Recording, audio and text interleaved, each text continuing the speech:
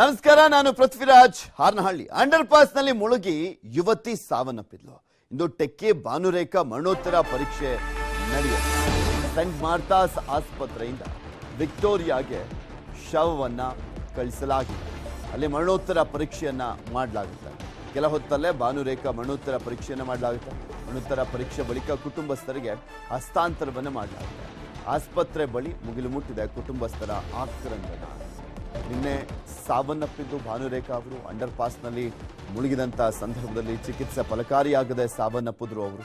ಬೆಂಗಳೂರಿನಲ್ಲಿ ಯಾವ್ಯಾವ ರೀತಿಯಾಗೆಲ್ಲ ಅವಾಂತರ ಸೃಷ್ಟಿಯಾದಂಥ ಸಂದರ್ಭದಲ್ಲಿ ಸಾವು ನೋವುಗಳು ಸಂಭವಿಸ್ತಾನೆ ಇದ್ದಾವೆ ಅನ್ನುವಂಥದ್ದನ್ನ ಗಮನಿಸ್ತಾ ಇದ್ರಿ. ಇನ್ನು ನಿನ್ನೆ ಸುರಿದಂಥ ಭಾರಿ ಮಳೆಗೆ ಅಂಡರ್ ಪಾಸ್ನಲ್ಲಿ ನೀರಿದ್ದಂಥ ಸಂದರ್ಭದಲ್ಲಿ ಪ್ರಮುಖವಾಗಿ ಆ ಕಾರು ಚಾಲಕ ಮಾಡಿದ್ದು ಕೂಡ ದಡ್ ಕೆಲಸ ಮಾಡ್ದ. ಕಾರು ಚಾಲಕ ಅವನು ಮಾಡಿದಂಥ ಎಡವಟ್ಟಿನಿಂದ ಈ ಯುವತಿ ಕೂಡ ಸಾವನ್ನಪ್ಪುವಂತಾಯ್ತು. ಭಾನುರೇಖಾ ಅಂಡರ್ ಪಾಸ್ನಲ್ಲಿ ಆ ಕಾರ್ ಮೂವ್ ಆದಂಥ ಸಂದರ್ಭದಲ್ಲಿ ಸಾವನ್ನಪ್ಪದಂಥವ್ರು. ಸರ್ಕಾರ ಪರಿಹಾರ ಘೋಷಣೆ ಮಾಡ್ತು. ಬರೀ ಪರಿಹಾರ ಘೋಷಣೆ ಮಾಡಿದ್ರೆ ಸಾಲಲ್ಲ, ಅದಕ್ಕೆ ಶಾಶ್ವತ ಪರಿಹಾರ ಅನ್ನುವಂಥದ್ದು ಬೇಕಾಗಿದೆ ಇಂಥ ಸಮಸ್ಯೆಗಳಿಗೆ. ಇದನ್ನೇ DK ಶಿವಕುಮಾರ್ ಅವರು ಹೇಳ್ತಾ ಇದ್ರು, ನಮ್ಮ ಸರ್ಕಾರ ಬಂದಿದೆ, ಇನ್ಮೇಲೆ ಸರಿ ಮಾಡ್ತೀವಿ ಅಂತ. ನೋಡೋಣ ಯಾವ ಸರ್ಕಾರ ಬಂದ್ರು ಇದೇ ರೀತಿಯಾದಂಥ ಪರಿಸ್ಥಿತಿನೇ ಇದೆ, ಯಾವಾಗ ಬದಲು ಮಾಡ್ತಾರೆ ಅಂತ.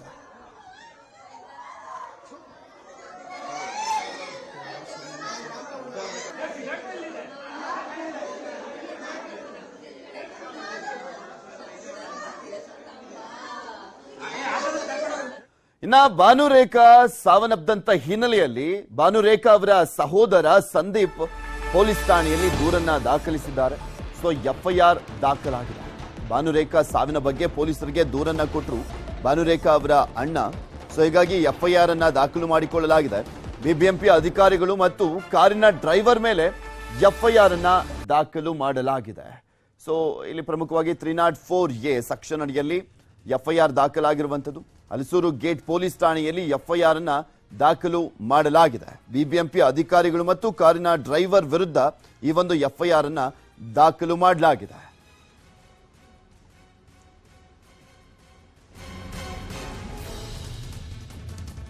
ಇದ್ರ ಬಗ್ಗೆ ಇನ್ನಷ್ಟು ಮಾಹಿತಿಯನ್ನ ನೀಡ್ತಾರೆ ಸೆಂಟ್ ಮಾರ್ತಾಸ್ ಆಸ್ಪತ್ರೆ ಮುಂಭಾಗದಿಂದ ನಮ್ಮ ಪ್ರತಿನಿಧಿ ಮಂಜುನಾಥ್ ನೇರ ಸಂಪರ್ಕದಲ್ಲಿ ಜಾಯಿನ್ ಆಗ್ತಾ ಇದ್ದಾರೆ. ಮಂಜುನಾಥ್, ನಿನ್ನೆ ಭಾನುರೇಖಾ ಅವರು ಸಾವನ್ನಪ್ಪಿದ್ರು, ನಂತರ ಮುಖ್ಯಮಂತ್ರಿಗಳು ಕೂಡ ಅಲ್ಲಿ ಬಂದಿದ್ರು. ಇಲ್ಲಿ ಪ್ರಮುಖವಾಗಿ ಆರೋಪ ಅಂದ್ರೆ ಒಂದು FIR ದಾಖಲಾಗಿರುವಂಥದ್ದು, ಅದರ ಜೊತೆಗೆ ಆಸ್ಪತ್ರೆ ಮೇಲೂ ಕೂಡ ಆರೋಪ ದಾಖಲಾಗಿತ್ತು. ಅಂದ್ರೆ ಅವರು ಸರಿಯಾದ ರೀತಿಯಲ್ಲಿ ಚಿಕಿತ್ಸೆಯನ್ನ ಕೊಡ್ಲಿಲ್ಲ, ಬಂದಂತ ಸಂದರ್ಭದಲ್ಲಿ ಅಡ್ಮಿಟ್ ಮಾಡ್ಕೊಂಡಿರ್ಲಿಲ್ಲ ಅಂತ. ಏನೇನ ಆಯ್ತು, ಈಗ ಅಪ್ಡೇಟ್ಸ್ ಏನ್ ಲಭ್ಯವಾಗ್ತಾ?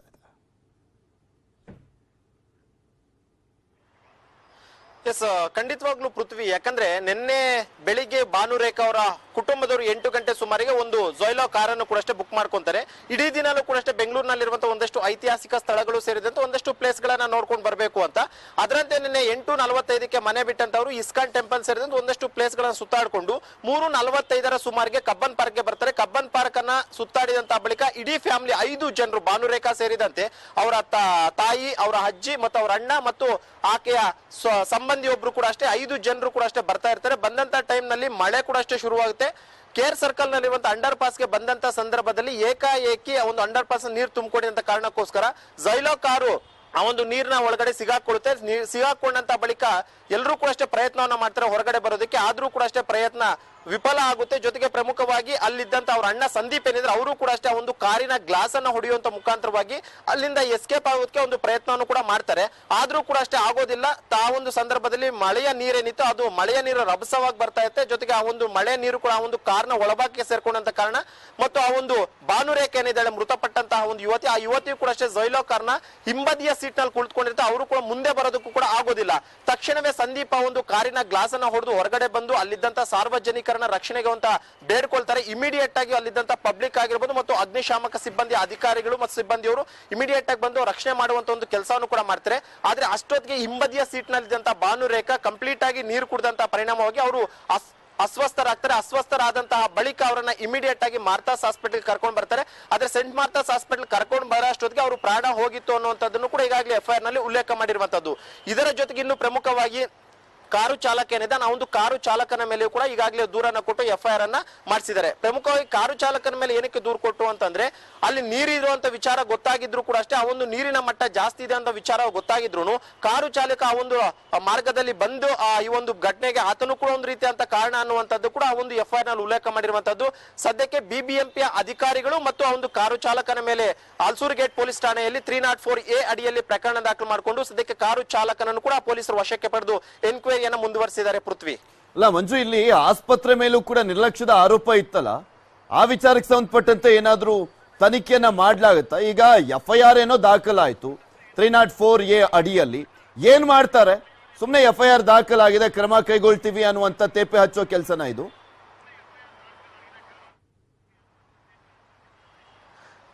ಖಂಡಿತವಾಗ್ಲೂ ಪೃಥ್ವಿ, ಯಾಕಂದ್ರೆ ಈಗಾಗಲೇ ಅವರ ಕುಟುಂಬಸ್ಥರು ಒಂದು ಆರೋಪ ಮಾಡ್ತಿರುವಂತದ್ದು, ನಾವು ಸೆಂಟ್ ಮಾರ್ತಾಸ್ ಆಸ್ಪತ್ರೆಗೆ ಹೋದ್ರು ಕೂಡ ಅಷ್ಟೇ ಅಲ್ಲಿ ಸರಿಯಾದಂತ ಒಂದು ಟ್ರೀಟ್ಮೆಂಟ್ ಅನ್ನ ಮೇಲ್ನೋಟಕ್ಕೆ ಮಾಡಿಲ್ಲ ಅನ್ನುವಂಥದ್ದು. ಅಂದ್ರೆ ಇಮಿಡಿಯೇಟ್ ಆಗಿ ನಾವು ಕರ್ಕೊಂಡು ಬಂದಂತ ವೇಳೆಯಲ್ಲಿ ವೈದ್ಯಾಧಿಕಾರಿಗಳು ಬರೋದು ತಡ ಮಾಡ್ತಾರೆ, ಜೊತೆಗೆ ನಮ್ಮನ್ನ ಒಳಗಡೆ ಬಿಡೋದಕ್ಕೆ ತಡ ಮಾಡ್ತಾರೆ ಅನ್ನೋದು, ಸೆಕ್ಯೂರಿಟಿ ಅವರು ಕೂಡ ಅಷ್ಟೇ ಒಳಗಡೆ ಬಿಡೋದಿಲ್ಲ ಅನ್ನೋ ಒಂದು ಆರೋಪವನ್ನು ಕೂಡ ಕುಟುಂಬಸ್ಥರು ಮಾಡ್ತಾ ಇದ್ರು. ಅದರಂತೆ ವೈದ್ಯಾಧಿಕಾರಿಗಳು ಸ್ವಲ್ಪ ತಡವಾಗಿ ಬರ್ತಾರೆ, ತಡವಾಗಿ ಬಂದಂತವ್ರು ನೋಡಿ ಇಮಿಡಿಯೇಟ್ ಆಗಿ ಜೀವ ಹೋಗಿದೆ ಅನ್ನುವಂಥದ್ದನ್ನ ಹೇಳ್ತಾರೆ ಹೊರತು ಅಟ್ಲೀಸ್ಟ್ ಏನಾದ್ರೂ ಒಂದು ಅವರನ್ನ ಪ್ರಾಣ ಉಳಿಸೋದಕ್ಕೆ ಏನಾದ್ರೂ ಬೇರೆ ರೀತಿಯಂತ ಒಂದು ಪರ್ಯಾಯವಾಗಿ ಏನಾದ್ರೂ ಮಾಡಬಹುದಿತ್ತಲ್ವಾ ಅನ್ನುವಂಥದ್ದು ಕೂಡ ಆರೋಪ ಮಾಡ್ತಿದ್ರೆ. ಜೊತೆಗೆ ಪ್ರಮುಖವಾಗಿ ಇದೊಂದು ರೀತಿಯಂತ ಖಾಸಗಿ ಆಸ್ಪತ್ರೆ ಆಗಿರುವಂತ ಕಾರಣಕ್ಕೋಸ್ಕರ ಈ ರೀತಿಯಾದಂತಹ ಟ್ರೀಟ್ಮೆಂಟ್ ಸರಿಯಾಗಿ ಸಿಕ್ಕಿಲ್ಲ ಅನ್ನುವಂಥದ್ದು ಕೂಡ ಈಗಾಗಲೇ ಕುಟುಂಬಸ್ಥರು ಆರೋಪ ಮಾಡ್ತಿರುವಂತದ್ದು. ಸದ್ಯಕ್ಕೆ ಈಗಾಗಲೇ ಕುಟುಂಬಸ್ಥರನ್ನ ವಿಚಾರಣೆ ಮಾಡಿದಂತ ಸಂದರ್ಭದಲ್ಲಿ ಅಲ್ಲಿ ನಡೆದಂತ ಘಟನೆ ಬಳಿಕ ಆಸ್ಪತ್ರೆಯವರು ಕೂಡ ಅಷ್ಟೇ ಸರಿಯಾದ ರೀತಿಯಲ್ಲಿ ಸ್ಪಂದನೆಯನ್ನ ಮಾಡಿಲ್ಲ. ಒಂದ್ ವೇಳೆ ಏನಾದ್ರೂ ಅವರು ಸರಿಯಾಗಿ ಸ್ಪಂದನೆ ಮಾಡಿದಂತ ವೇಳೆಯಲ್ಲಿ ಬಹುಶಃ ಭಾನುರೇಖಾ ಜೀವ ಉಳಿತಿತ್ತೇನೋ ಅನ್ನುವಂತ ಒಂದು ಆರೋಪವನ್ನು ಕೂಡ ಈಗಾಗಲೇ ಕುಟುಂಬಸ್ಥರು ಮಾಡ್ತಿದ್ರೆ. ಸದ್ಯಕ್ಕೆ ಪ್ರಕರಣ ದಾಖಲು ಮಾಡಿಕೊಂಡಿರುವಂತಹ ಪೊಲೀಸರು ಕೂಡ ಈಗಾಗಲೇ ಮರಣೋತ್ತರ ಪರೀಕ್ಷೆಗೆ ಸೆಂಟ್ ಮಾರ್ತಾಸ್ ಆಸ್ಪತ್ರೆ ವಿಕ್ಟೋರಿಯಾ ಆಸ್ಪತ್ರೆಗೆ ಭಾನುರೇಖಾ ಅವರ ಮೃತದೇಹನ ತಗೊಂಡೋಗಿದ್ದಾರೆ. ಮರಣೋತ್ತರ ಪರೀಕ್ಷೆ ಆದಂತ ಬಳಿಕ ಪೊಲೀಸರು ಇನ್ವೆಸ್ಟಿಗೇಷನ್ ಅನ್ನ ಮಾಡ್ತಾರೆ. ಇನ್ವೆಸ್ಟಿಗೇಷನ್ ಅಲ್ಲಿ ಆಸ್ಪತ್ರೆಯವರು ನಿರ್ಲಕ್ಷ್ಯ ಇದೆಯಾ ಅಥವಾ ಏನು ಅನ್ನೋದ್ರ ಬಗ್ಗೆ ಕೂಡ ಅಷ್ಟೇ ವಿಚಾರಣೆ ಬಳಿಕ ಗೊತ್ತಾಗುತ್ತೆ. ಪೃಥ್ವಿ, ಓಕೆ, ಧನ್ಯವಾದ ಮಂಜುನಾಥ್ ನಿಮ್ಮೆಲ್ಲ ಮಾಹಿತಿಗಾಗಿ. ಬೆಂಗಳೂರಿನಲ್ಲಿ ಧಾರಾಕಾರವಾಗಿ ಮಳೆ ಸುರಿದಂತ ಹಿನ್ನೆಲೆಯಲ್ಲಿ ಸಾಕಷ್ಟು ಕಡೆ ಅವಾಂತರ ಸೃಷ್ಟಿಯಾಗಿತ್ತು. ಸಾಕಷ್ಟು ಮನೆಗಳಿಗೂ ಕೂಡ ನೀರು ನುಗ್ಗಿದ್ದಂತ ಹಿನ್ನೆಲೆಯಲ್ಲಿ ಜಾಗರಣೆ ಮಾಡುವಂತ ಪರಿಸ್ಥಿತಿ ಇತ್ತು. ಇದರ ಜೊತೆಗೆ ಬೆಂಗಳೂರಲ್ಲಿ ಭಾರಿ ಮಳೆ ಆಯ್ತಲ್ಲ, ಈ ಟೈಮ್ನಲ್ಲಿ ನಟ ಮತ್ತೆ ರಾಜ್ಯಸಭಾ ಸದಸ್ಯ ಜಗ್ಗೇಶ್ ಅವರ ಕಾರು ಕೂಡ ಮುಳುಗಡೆ ಆಗಿತ್ತು. ಸ್ನೇಹಿತನ ಮನೆಯಲ್ಲಿ ನಿಲ್ಲಿಸಿದಂತ ಕಾರು ಮುಳುಗಡೆ ಆಗಿತ್ತು. ಮನೆ ರಿಪೇರಿ ಕಾರಣ ಸ್ನೇಹಿತನ ಮನೆಯಲ್ಲಿ ಕಾರ್ ನಿಲ್ಲಿಸಿದ್ರು ಜಗ್ಗೇಶ್. ಸ್ನೇಹಿತ ಮುರಳಿ ಮನೆಯ ಸೆಲ್ಲರ್ಗೆ ನೀರು ನುಗ್ಗಿ BMW ಕಾರು ಮುಳುಗಡೆ ಆಗಿತ್ತು. ಪಂಪ್ ಸೆಟ್ ಇಟ್ಟು ನಂತರ ನೀರನ್ನ ಹೊರ ಹಾಕಿದ್ದಾರೆ ಜಗ್ಗೇಶ್ನ ಸ್ನೇಹಿತ. ಬರೀ ಇದು ಮಾತ್ರ ಅಲ್ಲ, ಬೆಂಗಳೂರಿನ ಆಲ್ಮೋಸ್ಟ್ ಎಲ್ಲಾ ಕಡೆನೂ ಕೂಡ ಇದೇ ರೀತಿಯಾದಂತ ಪರಿಸ್ಥಿತಿ ಇತ್ತು. ಅದರಲ್ಲೂ ಸ್ಪೆಷಲಿ ತಗ್ಗು ಪ್ರದೇಶ ಇದ್ದಂತ ಮನೆಗಳಿಗೆ ನೀರು ನುಗ್ಗಿತ್ತಲ್ಲ, ಪಾಪ ಆ ಮನೆಯಲ್ಲಿದ್ದಂತ ಜನರಿಗಂತೂ ಅಲ್ಲಿನ ಜನ ಹಿಡೀ ಶಾಪ ಹಾಕ್ತಾ ಇದ್ರು. ಬಿಕಾಸ್ ಸರಿಯಾದಂತ ಒಂದು ವ್ಯವಸ್ಥೆಯನ್ನ ಈ ಹಿಂದೆಯಿಂದಲೂ ಕೂಡ ಕೇಳ್ತಾ ಇದ್ರು, ಆ ವ್ಯವಸ್ಥೆಯನ್ನ ಸರಿ ಮಾಡಿಲ್ಲ ಅಂತ. ಸೊ ಹೀಗಾಗಿ ಜನರ ಆಕ್ರೋಶ ಒಂದ್ ಕಡೆ ಇತ್ತು, ಇನ್ನು ಒಂದ್ ಕಡೆ BBMP ಈಗ ಎಚ್ಚೆತ್ಕೊಂಡಿದೆಯಂತೆ. ಅದು ಯಾವ ರೀತಿಯಾಗಿ ಎಚ್ಚೆತ್ಕೊಂಡಿದಾರೋ ಏನೋ ಗೊತ್ತಿಲ್ಲ.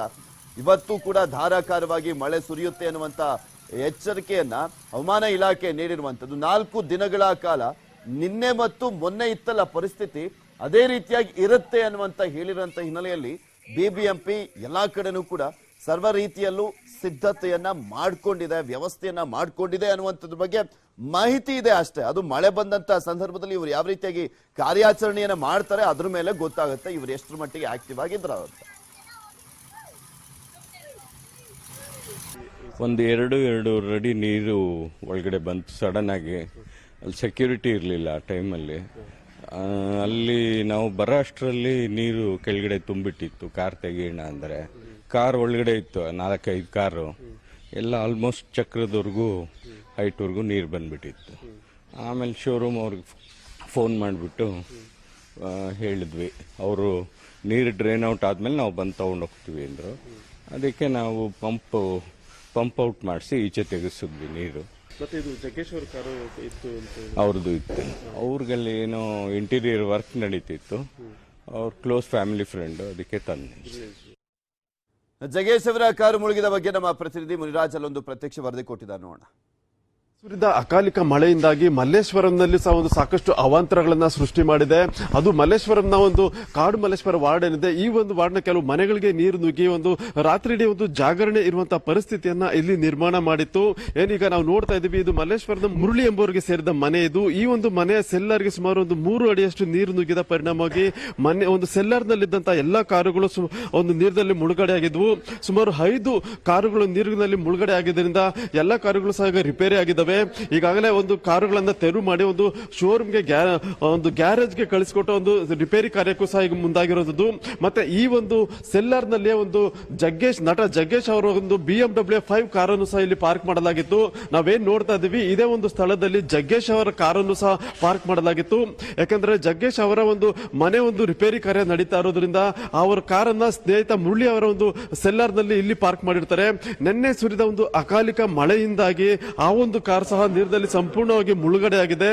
ನಂತರ ಏನು ಕೂಡಲೇ ಒಂದು ಅಗ್ನಿಶಾಮಕ ಇಲಾಖೆ ಸಿಬ್ಬಂದಿಗೆ ಒಂದು ಮಾಹಿತಿ ನೀಡಿ ಆ ಒಂದು ಕಾರನ್ನ ಮತ್ತೆ ನೀರನ್ನ ಹೊರತೆಗೆಯುವಂತ ಕೆಲಸವನ್ನ ಸಹ ಮಾಡಿದ್ದಾರೆ. ನಾವೀಗ ಏನ್ ನೋಡ್ತಾ ಇದೀವಿ, ಸೆಲ್ಲಾರ್ ಸಂಪೂರ್ಣವಾಗಿ ಜಲಾವೃತ ಆಗಿರುವಂತದ್ದು. ಮತ್ತೆ ರಸ್ತೆಯಲ್ಲಿದ್ದಂತ ಒಂದು ಕಸ ಏನಿದೆ, ಮರದ ಎಲೆಗಳೇನಿದೆ, ಎಲ್ಲವೂ ಸಹ ಈ ಒಂದು ಸೆಲ್ಲಾರ್ ನಲ್ಲಿ ಶೇಖರಣೆ ಆಗಿದೆ. ಮತ್ತೆ ಈಗಲೂ ಸಹ ಒಂದು ಸೆಲ್ಲಾರ್ ನಲ್ಲಿ 2 ಕಾರುಗಳು ಇಲ್ಲೇ ಇರೋದನ್ನ ನಾವು ನೋಡ್ತಾ ಇದೀವಿ. ಒಂದು ಐಷಾರಾಮಿ ಕಾರುಗಳೇ ಸಹ ಇನ್ನೂ ಸೆಲ್ಲಾರ್ ನಲ್ಲಿ ಇದ್ದಾವೆ. ನೀರಿನಲ್ಲಿ ಮುಳುಗಡೆ ಆಗಿರುವಂತಹ ದೃಶ್ಯಗಳನ್ನು ಸಹ ನಾವು ನೋಡ್ತಾ ಇದೀವಿ. ಸುಮಾರು 2 ರಿಂದ 3 ಅಡಿಯಷ್ಟು ನೀರು ಇಲ್ಲಿ ಶೇಖರಣೆ ಆಗಿರೋದ್ರಿಂದ ಕಾರುಗಳು ಸಹ ಸಂಪೂರ್ಣವಾಗಿ ನೀರಿನಲ್ಲಿ ಜಲಾವೃತ ಆಗಿದ್ದಾವೆ. ಮತ್ತೆ ಈಗಾಗಲೇ ಸುಮಾರು 3 ಕಾರುಗಳನ್ನ ಹೊರಗಡೆ ತೆಗೆದು ಅವುಗಳನ್ನ ಗ್ಯಾರೇಜ್ಗೆ ಶಿಫ್ಟ್ ಮಾಡುವಂತ ಕೆಲಸವನ್ನು ಸಹ ಮಾಡಿರುವಂತದ್ದು.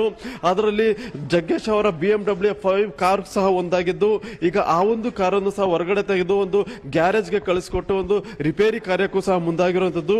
ಮತ್ತೆ ಈ ಬಗ್ಗೆ ಖುದ್ದು ಸ್ವತಃ ರಾಜ್ಯಸಭಾ ಸದಸ್ಯರು ಆಗಿರುವಂತಹ ಜಗ್ಗೇಶ್ ಅವರೇ ಒಂದು ಮಾಹಿತಿಯನ್ನು ಹಂಚಿಕೊಂಡಿದ್ದಾರೆ.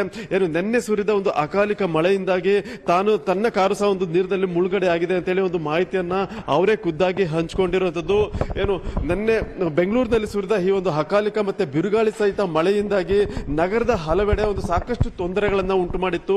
ಅದೇ ರೀತಿಯಾಗಿ ಮಲ್ಲೇಶ್ವರಂ ಭಾಗದಲ್ಲಿಯೂ ಸಹ ಒಂದು ಸಾಕಷ್ಟು ಅವಘಡಗಳನ್ನ ಸೃಷ್ಟಿ ಮಾಡಿ ಏನು ಮನೆಗಳಿಗೆ ನೀರು ನುಗ್ಗಿರುವಂತದ್ದು ಇಲ್ಲಿ ಸಹ ಕಾಣಬಹುದಾಗಿದೆ. ಕ್ಯಾಮರಾ ಪರ್ಸನ್ ಶಿವಶಂಕರ್ ಜೊತೆ ಮುನಿರಾಜು, ನ್ಯೂಸ್ 18 ಬೆಂಗಳೂರು.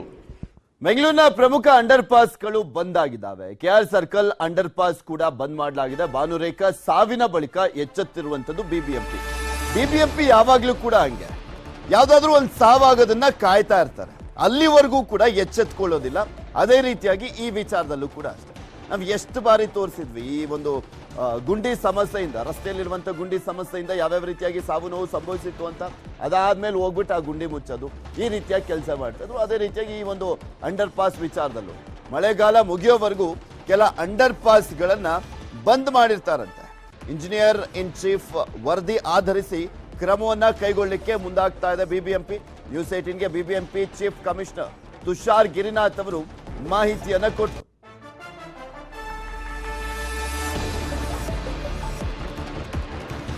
ಅಂಡರ್ ಪಾಸ್ಗಳನ್ನ, ಕೆಲವು ಪ್ರಮುಖ ಅಂಡರ್ ಪಾಸ್ಗಳನ್ನ, ಅದರಲ್ಲೂ ಹೆಚ್ಚಿನ ನೀರು ನಿಲ್ಲುವಂತ ಅಂಡರ್ ಪಾಸ್ಗಳನ್ನ ಮಳೆ ನಿಲ್ಲೋವರೆಗೂ ಕೂಡ ಕ್ಲೋಸ್ ಮಾಡಲಿಕ್ಕೆ ಬಿಬಿಎಂಪಿ ಮುಂದಾಗ್ತಾ ಇದೆ. ಎಸ್ಪೆಷಲಿ KR ಸರ್ಕಲ್ ನಲ್ಲಿ ನಿನ್ನೆ ಏನೊಂದು ಸಾವಾಯಿತು, ಅದಾದ ನಂತರ ಒಂದು ಆಟೋ ಕೂಡ ಅಲ್ಲಿ ಹೋಗಿತ್ತು. ಈ ಡ್ರೈವರ್ಗಳು ಕೂಡ ಅಷ್ಟೇ ಸುಮ್ಮನೆ ಇರೋದಿಲ್ಲ, ಸಾಕಷ್ಟು ಬಾರಿ ದಡ್ಡ ಕೆಲಸ ಮಾಡ್ತಾರೆ.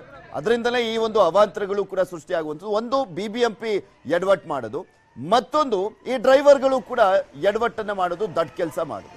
ಇದ್ರ ಬಗ್ಗೆ ಇನ್ನಷ್ಟು ಮಾಹಿತಿಯನ್ನ ನೀಡ್ತಾರೆ ನಮ್ಮ ಪ್ರತಿನಿಧಿ ಆಶಿಕ್ ಮುಲ್ಕಿ. ನಮ್ಮ ಜೊತೆ ನೇರ ಸಂಪರ್ಕದಲ್ಲಿ ಜಾಯಿನ್ ಆಗ್ತಾ ಇದ್ದಾರೆ. ಆಶಿಕ್ ಮುಲ್ಕಿ, ಯಾವಾಗ್ಲೂ ಕೂಡ ನೋಡಿದೀವಿ ಬಿಬಿಎಂಪಿ ಯಾವಾಗ ಎಚ್ಚೆತ್ಕೊಳ್ಳುತ್ತಪ್ಪ ಅಂದ್ರೆ ಒಂದು ಸಾವು ನೋವು ಸಂಭವಿಸಿದಂತ ಸಂದರ್ಭದಲ್ಲಿ ಮಾತ್ರ. ಅಲ್ಲಿವರೆಗೂ ಕೂಡ ಕಣ್ಬಿಟ್ಟು ನೋಡಲ್ಲ, ಸ್ವಲ್ಪನೂ ಆಕ್ಟಿವ್ ಆಗಿರೋದಿಲ್ಲ, ಕುಂಭಕರ್ಣ ನಿದ್ದೆಲ್ಲಿರ್ತಾರೆ. ಈಗ ಒಂದು ಸಾವಾಯ್ತು, ಸೊ ಯಾವ್ಯಾವ ರೀತಿಯಾದಂತ ಕ್ರಮವನ್ನ ಕೈಗೊಳ್ತಾ ಇದ್ದಾರೆ ಅಂತ.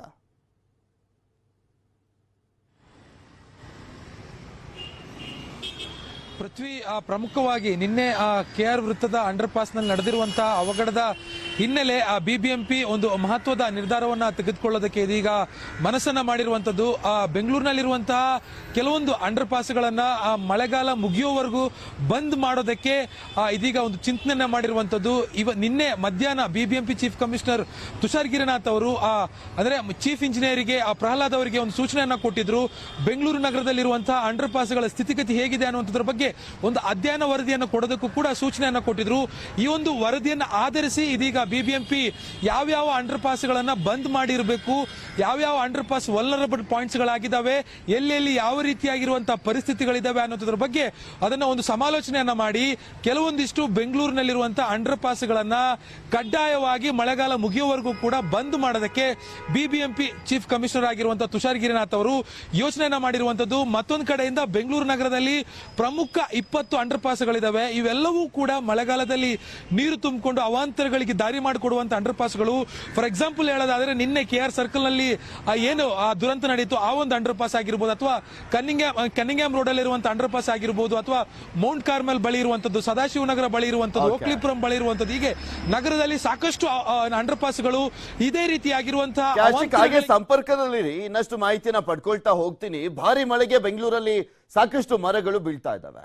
ಬಿಬಿಎಂಪಿಗೆ ಬಿದ್ದಂತ ಮರಗಳ ತೆರವಿನ ಸವಾಲು ಕೂಡ ಇರುವಂತೆ ಮರಗಳ ತೆರವಿಗೆ 41 ಜನರ ತಂಡವನ್ನ ರಚನೆ ಮಾಡಲಾಗಿದೆ.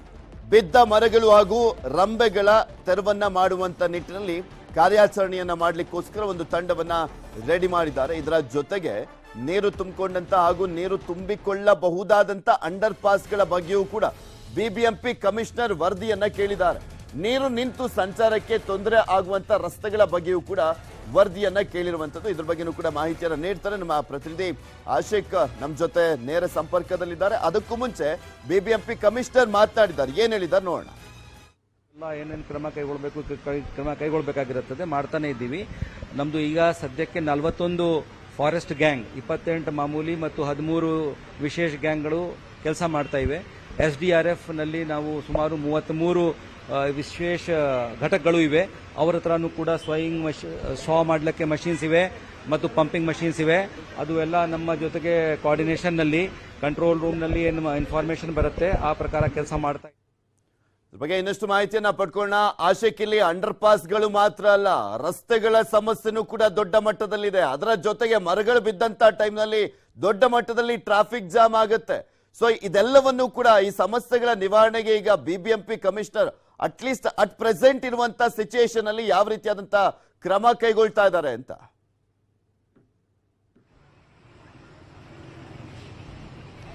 ಪೃಥ್ವಿ, ಒಂದ್ ಕಡೆ ಅಂಡರ್ ಪಾಸ್ ನಿನ್ನೆ ನಡೆದಿರುವಂತಹ ಆ ಒಂದು ಅವಘಡದ ಬೆನ್ನಲ್ಲಿ ಅಂಡರ್ ಪಾಸ್ ಬಹಳಷ್ಟು ಭಯವನ್ನ ಹುಟ್ಟಿಸಿದ್ರೆ, ಮತ್ತೆ ಏಕಾಏಕಿಯಾಗಿ ಒಂದು ಗಾಳಿ ಮಳೆಗೆ ಧರೆಗೆ ಉಳುತ್ತಾ ಇರುವಂತದ್ದು ಮರಗಳು. ಹೀಗಾಗಿ ಇದು ಕೂಡ ಸಾಕಷ್ಟು ಆತಂಕ ಜನರಲ್ಲಿ ಈಗಾಗಲೇ ಸೃಷ್ಟಿ ಮಾಡಿದೆ. ಈ ಹಿನ್ನೆಲೆಯಲ್ಲಿ ಇದನ್ನ ನಿವಾರಿಸೋದಕ್ಕೆ ಮತ್ತೆ ಪರಿಸ್ಥಿತಿಯನ್ನ ಹತೋಟಿಗೆ ತೆಗೆದುಕೊಳ್ಳೋದಕ್ಕೆ ಒಂದಿಷ್ಟು ಕ್ರಮಗಳನ್ನ ಬಿಬಿಎಂಪಿ ಕಡೆಯಿಂದ ಬಿಬಿಎಂಪಿ ಇದೀಗ ತೆಗೆದುಕೊಂಡಿರುವಂತದ್ದು. ಪ್ರಮುಖವಾಗಿ 41 ಫಾರೆಸ್ಟ್ ಗ್ಯಾಂಗ್ಮನ್ಗಳ ತಂಡವನ್ನ ರಚನೆ ಮಾಡಿ ಬೆಂಗಳೂರು ನಗರದಾದ್ಯಂತ ಮರಗಳು ಬಿದ್ದಿದ್ರೆ ಅಥವಾ ನೀರುಗಳು ಎಲ್ಲಾದ್ರೂ ಶೇಖರಣೆ ರೋಡಲ್ಲಿ ನಿಂತಿದ್ರೆ ಅವೆಲ್ಲವನ್ನು ಕೂಡ ಸಮಯಕ್ಕೆ ತಕ್ಕಂತೆ ಆಯಾ ಸಮಯಕ್ಕೆ ತೆರವು ಮಾಡುವಂತ ಒಂದು ಕೆಲಸವನ್ನ ಮಾಡಬೇಕು ಅನ್ನುವಂತ ನಿಟ್ಟಿನಲ್ಲಿ 41 ಫಾರೆಸ್ಟ್ ಗ್ಯಾಂಗ್ಮನ್ಗಳ ತಂಡವನ್ನು ಕೂಡ ಬಿಬಿಎಂಪಿ ಇದೀಗ ತಯಾರು ಮಾಡಿರುವಂತದ್ದು. ಮತ್ತೊಂದು ಕಡೆಯಿಂದ ಈಗಾಗಲೇ ಹೇಳಿದ ಹಾಗೆ ಅಂಡರ್ ಪಾಸ್ಗಳ ಸ್ಥಿತಿಗಳ ಬಗ್ಗೆ ಒಂದು ವರದಿಯನ್ನು ಕೊಡೋದಕ್ಕೂ ಕೂಡ ಬಿಬಿಎಂಪಿ ಈಗಾಗಲೇ ಒಂದು ಕ್ರಮವನ್ನು ತೆಗೆದುಕೊಂಡಿರುವಂತದ್ದು.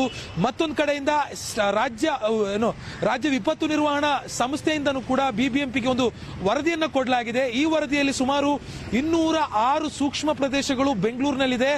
ಒಂದು ಸಣ್ಣ ಮಳೆ ಆಗಿದ್ರೂ ಕೂಡ ಇಲ್ಲೆಲ್ಲವೂ ಕೂಡ ಅವಾಂತರಗಳು ಸೃಷ್ಟಿಯಾಗುತ್ತೆ. ಹೀಗಾಗಿ ಆದಷ್ಟು ಬೇಗ ಇಲ್ಲೆಲ್ಲವೂ ಕೂಡ ಕ್ರಮಗಳನ್ನು ತೆಗೆದುಕೊಳ್ಳಿ ಅನ್ನುವಂತ ಒಂದು ವರದಿಯನ್ನು ಕೂಡ SDRF ಬಿಬಿಎಂಪಿಗೆ ಕೊಟ್ಟಿರುವಂತದ್ದು. ಈ ಒಂದು 206 ಸೂಕ್ಷ್ಮ ಪ್ರದೇಶಗಳ ಪೈಕಿ 183 ಪ್ರದೇಶಗಳು ಬಹಳ ಹೆಚ್ಚಿನ ನಿಗಾ ವಹಿಸುವಂತ ಅನಿವಾರ್ಯತೆ ಇದೆ ಅನ್ನುವಂಥದ್ದನ್ನು ಕೂಡ ವರದಿಯಲ್ಲಿ ಉಲ್ಲೇಖ ಮಾಡಿರುವಂತದ್ದು. ಪೃಥ್ವಿ, ಓಕೆ, ಥ್ಯಾಂಕ್ ಯು ಆಶಿಕ್ ನಿಮ್ಮೆಲ್ಲ ಮಾಹಿತಿಗಾಗಿ.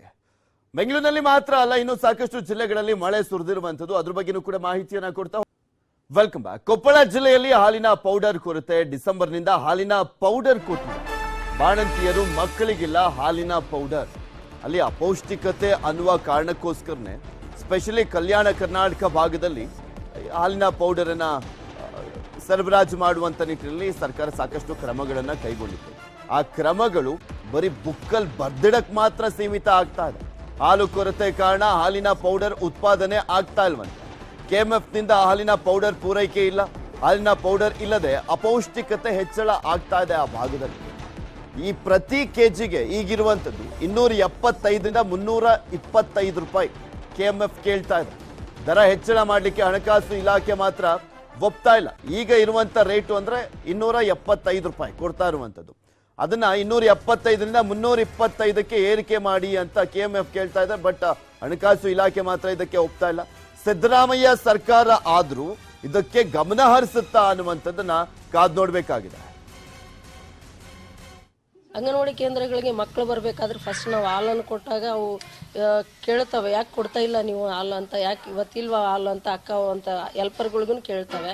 ನಾವಿಲ್ಲ ಅಂತಲೇ ಹೇಳ್ತೀವಿ ಮಕ್ಕಳು. ಆದರೆ ಮಕ್ಕಳಿಗೆ ಹೇಳಿದ್ರೆ ಸುಮ್ಮನೆ ಆಗ್ತಾರೆ ಹೊರತು ಗರ್ಭಿಣಿ ಬಾಣಂತಿಯರು ಇಲ್ಲಿ ಬಂದಾಗ ಅವ್ರಿಗೆ ಹಾಲಿನ ಪುಡಿ ಅಂತ ಬಂದಾಗ ಕೇಳಿದಾಗ ಯಾಕೆ ಬಂದಿಲ್ಲ ಅಂತ, ಇಲ್ಲ ಬಂದಿಲ್ಲ ಬರ್ತಂತ ಹೇಳ್ತೀವಿ.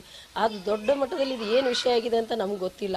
ಅವ್ರಿಗೆ ನಾವು ಬರೀ ಉತ್ತರ ಹೇಳೋದು ಈ ತಿಂಗಳ ಬರ್ಬೋದು, ಮುಂದಿನ ತಿಂಗಳ ಬರ್ಬೋದು ಅಂತ ಇದೇ ಥರನೇ ಹೇಳ್ಕೊತ ಬಂದಿದ್ದೀವಿ.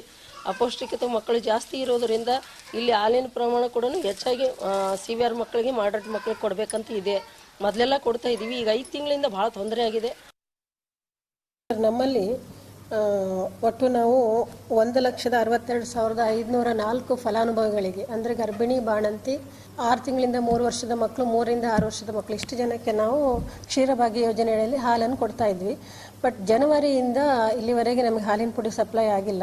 ಈ ಬಗ್ಗೆ ನಾವು ಕೇಂದ್ರ ಕಚೇರಿಗೆ ಪತ್ರವನ್ನು ಕೂಡ ಬರೆದಿದ್ದೇವೆ. ಸದ್ಯದಲ್ಲೇ ಹಾಲಿನ ಪುಡಿ ಸರಬರಾಜು ಮಾಡೋದಾಗಿ ಕೂಡ ಅವರು ಭರವಸೆ ಕೊಟ್ಟಿದ್ದಾರೆ. KMFನವ್ರಿಗೆ ಕೇಳಿದವಾಗ ಹಾಲಿನ ಪೌಡ್ರು ನಿಮ್ಮ ಬೇಡಿಕೆ ಎಷ್ಟು, ನಮಗೆ ಸ್ಟಾಕ್ ಇಲ್ಲ, ಆ ಕಾರಣ ಸಪ್ಲೈ ಮಾಡಲಿಕ್ಕೆ ಆಗಲ್ಲ ಅಂತ ಹೇಳಿದ್ದಾರೆ. ನಂತರ ನಮ್ಮಲ್ಲಿ ಏನಾಗಿದೆ, ಹಾಲಿನ ಪೌಡ್ರು ಸಪ್ಲೈ ಆದಮೇಲೆ ನಾವು ಅದನ್ನು ರಿಸೀವ್ ಮಾಡ್ಕೊಂಡ್ಮೇಲೆ ಬಿಲ್ ಮಾಡಿ ಕೊಡುವಂಥ ಪದ್ಧತಿ ಇತ್ತು. ಬಟ್ ಇವಾಗ ಏನಿದೆ, KMFನವರಿಂದ ಏನು ಬೇಡಿಕೆ ಇದೆ ಅಂತಂದರೆ ಅದನ್ನು ಅಡ್ವಾನ್ಸ್ ಪೇ ಮಾಡಿ ಅಂತ ಹೇಳಿ ಬೇಡಿಕೆ ಇರೋದ್ರಿಂದ ಅದನ್ನು ಇದು FD ಅನುಮತಿ ತಗೊಂಡು ಮಾಡೋದಾಗಿ ನಮ್ಮ ಕೇಂದ್ರ ಕಚೇರಿಯವರು ಕೇಳಿದವಾಗ ನಮ್ಗೆ ಹೇಳಿರ್ತಾರೆ. ನಮ್ಗೆ ಒಟ್ಟು 5.5 ಟನ್ನು ಪ್ರತಿ ತಿಂಗಳ ಹಾಲಿನ ಪುಡಿ ಬೇಕಾಗ್ತದೆ. ಪ್ರತಿನಿಧಿ ಶರಣಪ್ಪ ಬಾಚಲಾಪುರ ನಮ್ಮ ಜೊತೆ ನೇರ ಸಂಪರ್ಕದಲ್ಲಿ ಜಾಯ್ನ್ ಆಗ್ತಾ ಇದಾರೆ. ಶರಣಪ್ಪ, ನೋಡ್ತಾ ಇದ್ವಿ ಯಾವ್ಯಾವ ರೀತಿಯಾದಂತ ಸಮಸ್ಯೆಗಳಿದಾವೆ ಅಂತ. ಅಪೌಷ್ಟಿಕತೆ ಕಾರಣ ಪ್ರಮುಖವಾಗಿ, ಆ ಕಾರಣಕ್ಕೋಸ್ಕರನೇ ಹಾಲಿನ ಪೌಡರ್ ಅನ್ನ ಕೊಡ್ತಾ ಇದ್ದಿದ್ದು. ಅಲ್ಲಿ ಅವರೇ ಇದ್ದಿದ್ದಪ್ಪ ಮಹಿಳಾ ಮತ್ತು ಮಕ್ಕಳ ಕಲ್ಯಾಣ ಇಲಾಖೆ ಸಚಿವರು. ಅವರ ಜಿಲ್ಲೆಯಲ್ಲೇ ಕಲ್ಯಾಣ ಮಾಡದೆ ಹೋದಂತವ್ರು ಇನ್ನೆಲ್ಲಿ ಮಾಡ್ತಾ ಇದ್ರು ಅಂತ ಅವರು 6 ತಿಂಗಳಿಂದ ಸಿಕ್ಕೇ ಇಲ್ವಲ್ಲ ಸೌಲಭ್ಯಗಳು. ನಮ್ಮ ಪ್ರತಿನಿಧಿಯ ಸಂಪರ್ಕ ಸಾಧ್ಯವಾಗ್ತಾ ಇಲ್ಲ. ಮಹಿಳಾ ಮತ್ತು ಮಕ್ಕಳ ಕಲ್ಯಾಣ ಇಲಾಖೆ ಸಚಿವರು ಆ ಜಿಲ್ಲೆಯವರೇ ಇದ್ದಿದ್ದು. ಬಿಜೆಪಿಯಲ್ಲಿ ಹಾಲಪ್ಪ ಆಚಾರ್ ಅವರು, ಅವ್ರ ಜಿಲ್ಲೆಯಲ್ಲೂ ಕೂಡ ಅವರು ನ್ಯಾಯ ಕೊಡಿಸ್ಲಿಕ್ಕೆ ಆಗಿಲ್ಲ ಹಾಲಪ್ಪ ಆಚಾರ್ ಅವರಿಗೆ. ಈಗ ಹೊಸ ಸರ್ಕಾರ ಬಂದಿದೆ, ನೋಡೋಣ ಏನಾಗುತ್ತೆ ಅಂತ. ಮಾಜಿ ಸಚಿವ ನಾರಾಯಣಗೌಡರಿಗೆ ಚುನಾವಣೆಯಲ್ಲಿ ಉಂಡೆ ನಾಮ, ಕೋಟಿ ಕೋಟಿ ಖರ್ಚು ಮಾಡಿ ಮೋಸ ಹೋದ್ರ ಮಾಜಿ ಸಚಿವ. ಮತದಾರರಿಗೆ ಹಂಚಲು ಪಡೆದಿದ್ದಂತ ಹಣ ಹಂಚದೆ ಆಪ್ತರಿಂದಲೇ ಮೋಸ ಅಂತೆ. ಕೋಟಿ ಕೋಟಿ ಹಣ. ಉಪಚುನಾವಣೆಯಲ್ಲಿ ಬೇರೆ ಗೆದ್ದಂಥವ್ರು, ಮೊದಲ ಬಾರಿಗೆ ಅಲ್ಲಿ ಬಿಜೆಪಿಯನ್ನ ಆಳಿಸಿದಂಥವ್ರು KR ಪೇಟೆಯಲ್ಲಿ ಕೋಟಿ ಕೋಟಿ ಹಣವನ್ನ ಹಂಚ್ಲಿಕ್ಕೆ ಕೊಟ್ಟಿದ್ರಂತೆ. ಇದು ಅಧಿಕೃತವಾಗಿ ನಮಗೆ ಗೊತ್ತಿಲ್ಲ ಎಷ್ಟೆಷ್ಟು ಕೋಟಿ ಅಂತ. ಎಲ್ಲರೂ ಕೂಡ ಎಲೆಕ್ಷನ್ ಸಂದರ್ಭದಲ್ಲಿ ಹಣ ಖರ್ಚು ಮಾಡೇ ಗೆಲ್ಲೋದು ಮತ್ತೆ ನಿಂತ್ಕೊಳ್ಳುವಂಥದ್ದು, ಸೋಲು ಗೆಲುವು ಎರಡೂ ಕೂಡ ಹಣದ ಮೇಲೇನೆ ನಿಂತಿರುತ್ತೆ. ಕೃತಜ್ಞತೆ ಸಭೆಯಲ್ಲಿ ಹೇಳ್ಕೊಂಡಿದ್ದಾರೆ ಮಾಜಿ ಸಚಿವ KC ನಾರಾಯಣಗೌಡ. KR ಪೇಟೆ ಬಿಜೆಪಿ ಪರಾಜಿತ ಅಭ್ಯರ್ಥಿ ಹೀನಾಯವಾಗಿ ಸೋತಿದ್ದಾರೆ.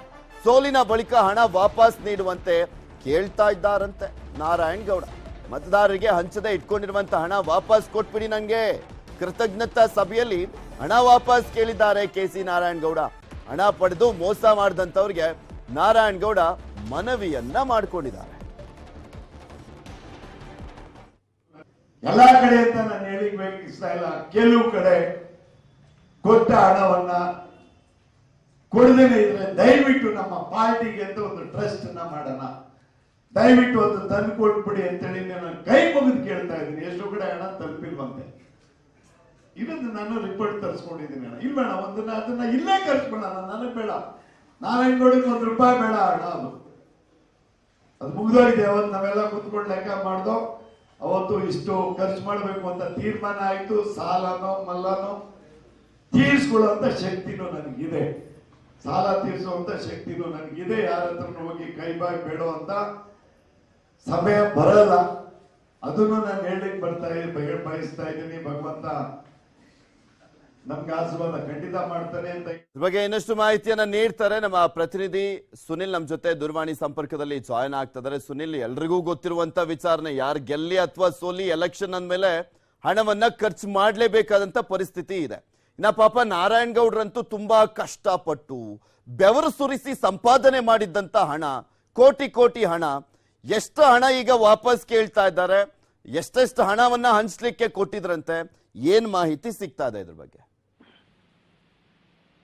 ಪೃಥ್ವಿ, ಏನು ಚುನಾವಣೆ ಸಂದರ್ಭದಲ್ಲಿ ಹಣವನ್ನ ರಾಜಕಾರಣಿಗಳು ಹಂಚುವಂತದ್ದು ನಿಜವಾಗ್ಲೂ ಈಗ ಸಹಜ ಅಂತಾನೆ ಹೇಳ್ಬೋದು. ಅದೇ ರೀತಿ ಏನು ಮಾಜಿ ಸಚಿವರಾಗಿರ್ತಕ್ಕಂಥ ಕೆ.ಸಿ. ನಾರಾಯಣಗೌಡರು ಏನಿದ್ದಾರೆ, ಇವರು KR ಪೇಟೆ ಕ್ಷೇತ್ರದ ಬಿಜೆಪಿ ಅಭ್ಯರ್ಥಿಯಾಗಿದ್ರು. ಈ ಏನು ಮೊನ್ನೆ ಕಳೆದಂತಹ ಚುನಾವಣೆ ಸಂದರ್ಭದಲ್ಲಿ ಶತಾಯಗತಾಯ ಚುನಾವಣೆಯಲ್ಲಿ ಗೆಲ್ಲೇಬೇಕು ಅನ್ನುವಂತ ನಿರ್ಧಾರವನ್ನು ಕೂಡ ನಾರಾಯಣಗೌಡರು ಮಾಡ್ಕೊಂಡಿದ್ರು. ಈ ಹಿನ್ನೆಲೆಯಲ್ಲಿ ಸಹಜವಾಗಿ ಹಣ ಹಂಚಿಕೆ ಅಂದ್ರೆ ಏನು ತಮ್ಮ ಜೊತೆನಲ್ಲಿ ಇರ್ತಾರಲ್ಲ ಅಂತ ಲೀಡರ್ಗಳಿಗೆ ಹಣವನ್ನ ನೀಡಲಾಗಿತ್ತು, ಅಂದ್ರೆ ಮತದಾರರಿಗೆ ಹಣವನ್ನ ಹಂಚ್ಲಿಕ್ಕೆ. ಸೊ ಹೀಗಾಗಿ ಏನು ಆ ಹಣ ಹಂಚಿಕೆ ಆಗಿಲ್ಲ, ಆ ಹಣವನ್ನ ವಾಪಸ್ ಕೊಟ್ಬಿಡಿ ಅನ್ನುವಂತ ಮಾತನ್ನ ಈಗ ನಾರಾಯಣಗೌಡರು ಹೇಳ್ತಾ ಇರುವಂತದ್ದು. ಅಂದ್ರೆ ಒಂದು ಟ್ರಸ್ಟ್ ಅನ್ನ ಮಾಡಿಕೊಂಡು ಸಮಾಜ ಸೇವೆಯನ್ನ ಮಾಡೋಣ, ನನಗೆ ಗೊತ್ತಾಗಿದೆ, ನಾನೊಂದು ಸರ್ವೆಯನ್ನ ಮಾಡಿಸಿದ್ದೇನೆ, ಯಾರು ಕೂಡ ಹಣವನ್ನ ಹಂಚಿಕೆ ಮಾಡಿಲ್ಲ ಅನ್ನುವಂತ ಮಾತನ್ನ ಕೆ.ಸಿ. ನಾರಾಯಣಗೌಡರು ಹೇಳ್ತಾ ಇದ್ದಾರೆ. ಹೀಗಾಗಿ ಅವರ ಜೊತೆಯಲ್ಲೇ ಇದ್ದಂತವರು ನಾರಾಯಣಗೌಡರಿಗೆ ಎಷ್ಟು ಹೊಡೆದ್ರು ಅನ್ನೋದ್ರ ಬಗ್ಗೆನೂ ಏನಾದ್ರು ಮಾತನಾಡಿದ್ರ? ಪೃಥ್ವಿ, ಸದ್ಯಕ್ಕೆ ಪ್ರತಿ ಮತದಾರರಿಗೆ ಎಷ್ಟು ಹಣವನ್ನ ಕೊಟ್ವಿ ಅನ್ನೋ ಮಾತನ್ನ ಹೇಳ್ತಾ ಇಲ್ಲ ಅವರು. ಆದ್ರೆ ಚುನಾವಣೆ ಸಂದರ್ಭದಲ್ಲಿ ಹಣ ಹಂಚಿಕೆ ಮಾಡ್ಲಿಕ್ಕೆ ಏನು ಜೊತೆಯಲ್ಲಿದ್ದಂತ ಲೀಡರ್ಗಳೇನಿದ್ದಾರೆ ಅವರಿಗೆ ಹಣವನ್ನ ಕೊಟ್ಟಿದ್ದೆ, ಆದ್ರೆ ಅವ್ರು ಯಾರು ಕೂಡ ಹಣವನ್ನ ತಲುಪಿಸಿಲ್ಲ ಅನ್ನುವಂತ ಮಾತನ್ನ ನಾರಾಯಣಗೌಡರು ಹೇಳ್ತಾ ಇರುವಂತದ್ದು. ಹೀಗಾಗಿ ಇಟ್ಕೊಂಡಿರುವಂತ ಅಂದ್ರೆ ಹಂಚಿಕೆ ಮಾಡದೆ ಇಟ್ಕೊಂಡಿರುವಂತ ಹಣವನ್ನ ವಾಪಸ್ ಕೊಟ್ಬಿಡಿ ಅನ್ನುವಂತ ಮನವಿಯನ್ನ ಕೂಡ ಕೆ.ಸಿ. ನಾರಾಯಣಗೌಡರು ಮಾಡ್ಕೊಳ್ತಾ ಇರುವಂತದ್ದು. ಇಲ್ಲಿ ಅವರ ಯಾರ್ದೋ ದುಡ್ಡು ಎಲ್ಲಮ್ಮನ್ ಜಾತ್ರೆ ಆಗುತ್ತೆ ನೋಡೋಣ. ಪಾಪ ಇವ್ರು ಮನವಿ ಮಾಡ್ಕೊಂಡಿರೋದಕ್ಕೆ ಬೆವರು ಸುರಿಸಿ ಸಂಪಾದನೆ ಮಾಡಿರುವಂತ ಹಣವನ್ನ ವಾಪಸ್ ತಂದ್ಕೊಡ್ತಾರ ಅಂತ. ಧನ್ಯವಾದ ಸುನಿಲ್ ನಿಮ್ಮೆಲ್ಲ ಮಾಹಿತಿಗಾಗಿ. ಇವೆಷ್ಟು ಈ ಕ್ಷಣದವರೆಗಿನ ಸುದ್ದಿ. ನೋಡ್ತಾ ಇರಿ News 18, ಜಾಲ ನಮ್ಮದು, ಬಲ